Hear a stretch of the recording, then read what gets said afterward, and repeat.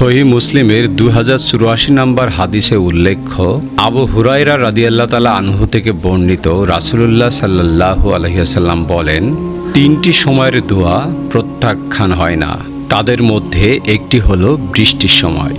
সহিহ বুখারীর 1032 নম্বর হাদিসে উল্লেখ্য, আয়েশা রাদিয়াল্লাহু তাআলা আনহু বলেন, রাসূলুল্লাহ সাল্লাল্লাহু আলাইহি সাল্লাম বৃষ্টি দেখলে বলতেন, আল্লাহুম্মা সাইয়্যিবান নাফিয়া, অর্থাৎ হে আল্লাহ, এটিকে কল্যাণকর বৃষ্টি বানিয়ে দাও। সুনানে আবু দাউদের 5099 নম্বর হাদিসে উল্লেখ্য, আয়েশা রাদিয়াল্লাহু তাআলা আনহু বলেন, রাসূলুল্লাহ সাল্লাল্লাহু আলাইহি সাল্লাম যখন মেঘ দেখতেন বা আকাশ কালো হতে দেখতেন, তখন দুশ্চিন্তায় পড়ে যেতেন এবং বলতেন, হয়তো এটা শাস্তি নিয়ে এসেছে। আনাস রাদিয়াল্লাহু তাআলা আনহু বলেন, আমরা রাসূলুল্লাহ সাল্লাল্লাহু আলাইহি সাল্লামের সঙ্গে একদিন নামাজ আদায় করছিলাম। তিনি নামাজে থাকাকালীনই বৃষ্টি শুরু হলে তিনি আকাশের দিকে তাকালেন এবং নিজের চাদরটি খুলে বৃষ্টির নিচে আসলেন, যাতে বৃষ্টির ফোঁটা তার শরীরে পড়ে। সহিহ বুখারী হাদিস নাম্বার 8406। জাবির রাদিয়াল্লাহু তাআলা আনহু থেকে বর্ণিত, রাসূলুল্লাহ সাল্লাল্লাহু আলাইহি সাল্লাম বলেছেন, আমি বৃষ্টি পেয়েছি, এটা আল্লাহর পক্ষ থেকে এসেছে। সহিহ মুসলিম হাদিস নাম্বার 899। আবু হুরায়রা রাদিয়াল্লাহু তাআলা আনহু বলেন, নবী সাল্লাল্লাহু আলাইহি সাল্লাম বলেছেন, বৃষ্টির সময় দোয়া কবুল হয়। উৎস সুনান আন নাসাই হাদিস নাম্বার 1523। আবু হুরায়রা রাদিয়াল্লাহু তাআলা আনহু বলেন, নবী সাল্লাল্লাহু আলাইহি সাল্লাম বৃষ্টির জন্য নামাজ আদায় করতেন এবং নামাজের পর কিবলার দিকে ফিরে গিয়ে দোয়া করতেন। সহিহ বুখারী হাদিস নাম্বার 1017।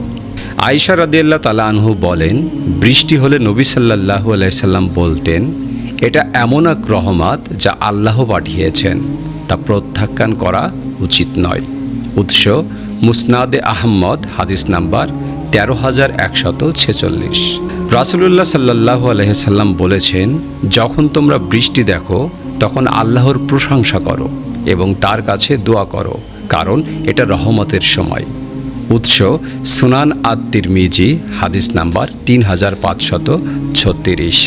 জাবির রাদিয়াল্লাহু তাআলা আনহু বলেন, নবী সাল্লাল্লাহু আলাইহি সাল্লাম বৃষ্টির সময় চাদর বা কাপড় সরিয়ে শরীরে বৃষ্টির ফোঁটা লাগাতেন এবং বলতেন, এটি সদ্য আমার প্রভুর নিকট থেকে এসেছে। উৎস সহিহ মুসলিম হাদিস নাম্বার 899। আনাস রাদিয়াল্লাহু তাআলা আনহু বলেন, রাসূলুল্লাহ সাল্লাল্লাহু আলাইহি সাল্লাম বৃষ্টি পড়লে সেজদায় গিয়ে দোয়া করতেন এবং বলতেন, হে আল্লাহ, এটা আমাদের জন্য কল্যাণকর করো।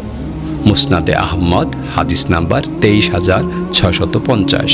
ইসলামী শিক্ষায় বৃষ্টি আল্লাহর একটি বিশেষ রহমত ও অনুগ্রহ হিসেবে বিবেচিত। নবী মুহাম্মদ সাল্লাল্লাহু আলাইহি সাল্লাম বৃষ্টি হলে আল্লাহর প্রশংসা করতেন এবং বলতেন, এটা আমার রবের পক্ষ থেকে এসেছে। বৃষ্টির সময় দোয়া কবুল হওয়ার একটি বিশেষ সময় বলে গণ্য করা হয়েছে। রাসূলুল্লাহ সাল্লাল্লাহু আলাইহি সাল্লাম বৃষ্টির জন্য ইস্তিসকার নামাজ আদায় করতেন এবং বিশেষ দোয়া করতেন, যাতে বৃষ্টি কল্যাণকর হয় ও ক্ষতি না করে। তিনি বৃষ্টির ফোঁটা শরীরে লাগাতেন, কারণ তা সদ্য আগত রহমত। তবে কোনো কোনো সময় আকাশ কালো হলে তিনি শঙ্কিত হতেন, যাতে তা শাস্তি স্বরূপ না হয়।